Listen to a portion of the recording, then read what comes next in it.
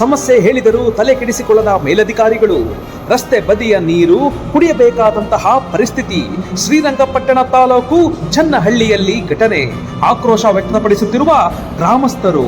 ಹದಗೆಡುತ್ತಿರುವ ಆರೋಗ್ಯದ ಪರಿಸ್ಥಿತಿಗೆ ಮೇಲಧಿಕಾರಿಗಳು ಸಮಸ್ಯೆಗಳನ್ನು ಬಗೆಹರಿಸುತ್ತಾರಾ?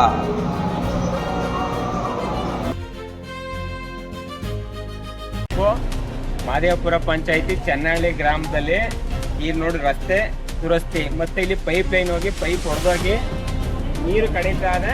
ಅದನ್ನೇ ಕುಡಿಸ್ತಾರ.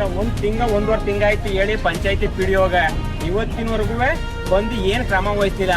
ಆ ಪೈಪ್ ಹೊಡೆದೋಗದ ಜನ ಅದನ್ನೇ ಕುಡಿತಾವ್ರೆ. ಇಲ್ಲಿ ರಸ್ತೆನೂ ಹಾಳಾಯ್ತಾ ಇದೆ.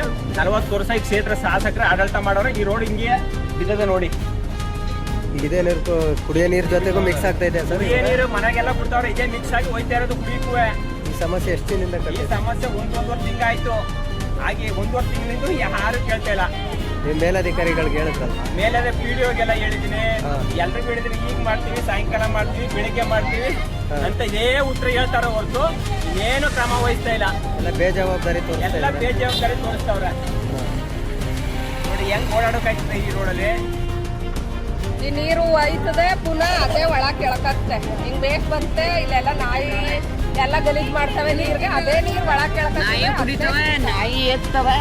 ಅದೇ ನೀರ ನಾವು ಕುಡಿದು ನಾವು ತಿರ್ಗಾಡೋಕೆ ಹಿಂಸೆ. ನಾವು ಮಕ್ಕ ಮರಿಗೆಲ್ಲ ಅವ್ರೇನ ಪಾರಾಗ ಹೋಗೋರು ಹೋಯ್ತಾರ. ನಮ್ಮ ಮನೆಗೆ ನೀರು